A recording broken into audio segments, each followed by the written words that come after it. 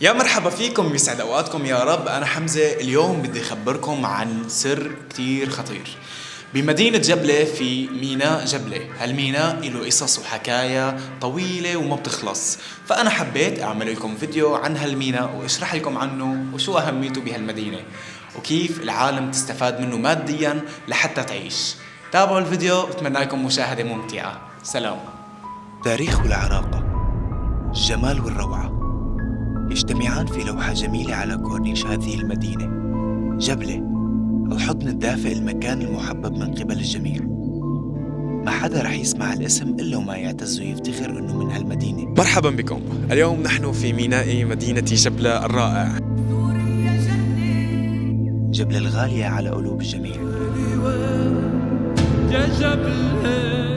مرفأ جبل القديم هو مرفأ صيد صغير يقع في مدينة جبلة شمال غرب سوريا على ساحل البحر الأبيض المتوسط الشرقي.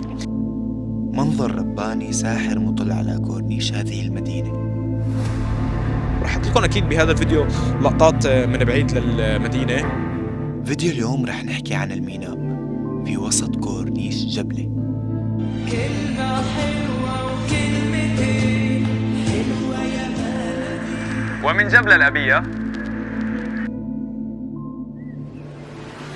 يتألف المرفأ من مكسر رئيسي وحوض داخلي ومرتفع صخري شيد فوقه برج، ويستخدمه السكان المحليون حاليا لصيد السمك. الميناء مليء بالسفن التي تبحر لكي تحصل على الأرزاق. هناك الكثير من الصيادين من أبناء المدينة وريفها، منهم من يستخدم الصيد لتفريغ همومه، ومنهم من يستخدمه للحصول على قوت يومه. كما نعرف البحر صديق الإنسان عندما لا يوجد له صديق. ولكن الصيد في بحر سوريا بشكل عام يوجد به مشاكل، ومن هالمشاكل مثل ما بيقولوا الصيد العشوائي، أو الذي يستخدم طرق خاطئة تؤدي لتدهور الثروة السمكية في البحر الأبيض المتوسط.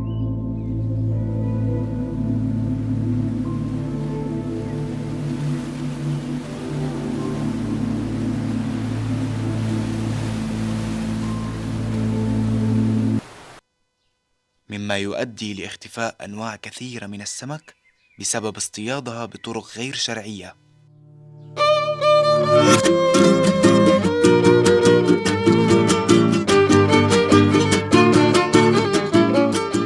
وباستخدام أساليب ممنوعة دولياً. لكن هذه الأساليب مسموحة لأشخاص لا يعرفون القانون ولا يحترمونه. مكان لتفريغ الطاقة السلبية، مكان للراحة النفسية. كنا كثير ننبسط بالقعدة، بالصيد، بالمشاوير. يعني هذا المكان أنا كثير بحبه، خاصة إنه الغروب منه بجنن.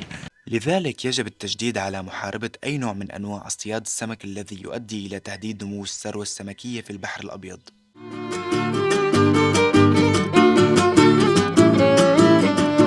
الحياة كأنها لوحة وردية مليئة بالنجوم ومرصعة بالألماس، مثل الديناميد والفرنيزة والأقفاص والجرف، وأيضا الكثير من الأنواع. وذلك كي ننعم برزق واسع ووفير ويسترزق الجميع من هذا البحر الذي خلقه الله تعالى لنحافظ عليه.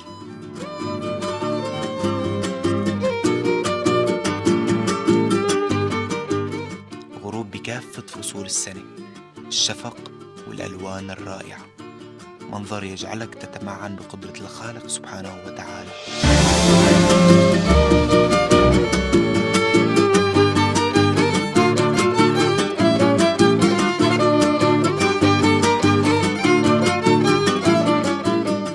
ويوجد لدي اقتراح أظنه مفيد ومسلي. يجب إقامة ما يسمى بكشك قطع تذاكر النزهة والتسلية بالسفن أمام مدينة جبلة للترفيه عن سكان المدينة مقابل مبلغ بسيط يجعل صاحب السفينة مستفاداً مقابل حصول المواطن على الرفاهية والصور التذكارية وسط البحر.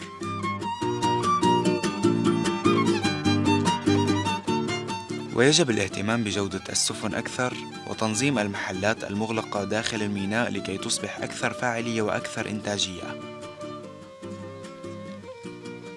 سبحان الله، جمال هذه المدينة مع غروب الشمس ومنظر الموج مع أقدام الصيادون على اصطياد ما تيسر لهم من رزق البحر رائع جدا.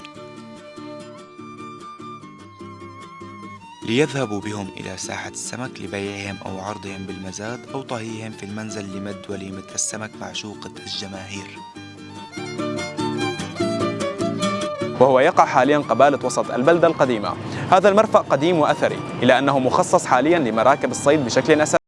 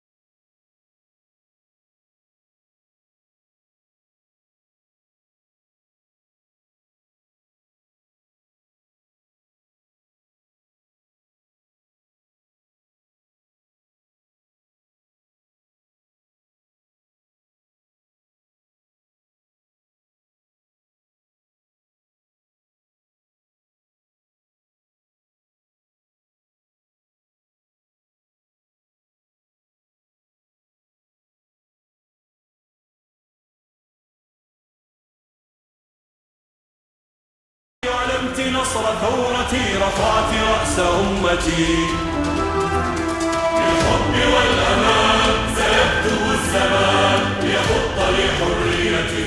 يا حبيبتي.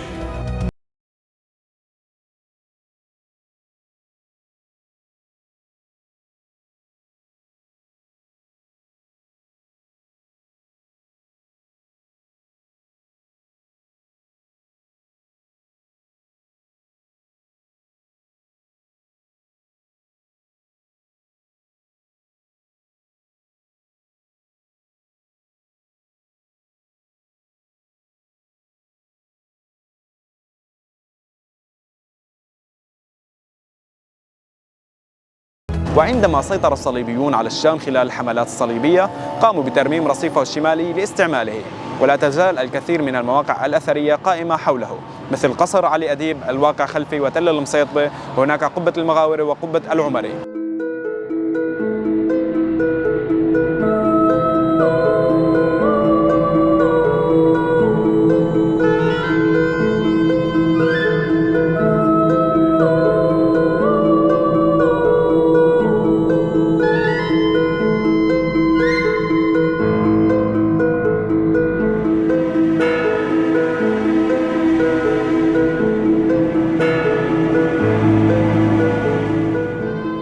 وأدت التوسعات الحديثة إلى خسارة المرفأ لشكله الدائري الطبيعي وطمس الكثير من معالمه القديمة.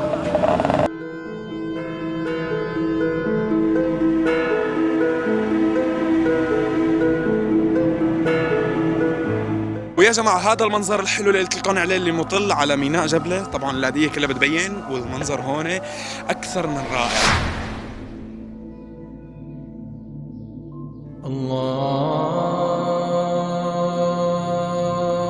الله أكبر. الله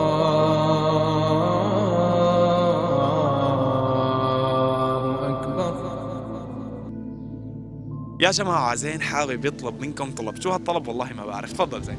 يا جماعة أقسم بالله هذا عم يتعبنا معه كتير بالفيديوهات، تصوير فيديوهات، وغير هيك عم يتعب بالمونتاج كتير، فهم بيستاهل الدعم برأيكم ولا لا؟ وهيك كان فيديو اليوم، بتمنى يكون نال اعجابكم. لا تنسوا تشتركوا بالقناة وتبعتوا هذا الفيديو لمعارفكم، وسلام. انتظروا فيديوهاتي القادمة بإذن الله.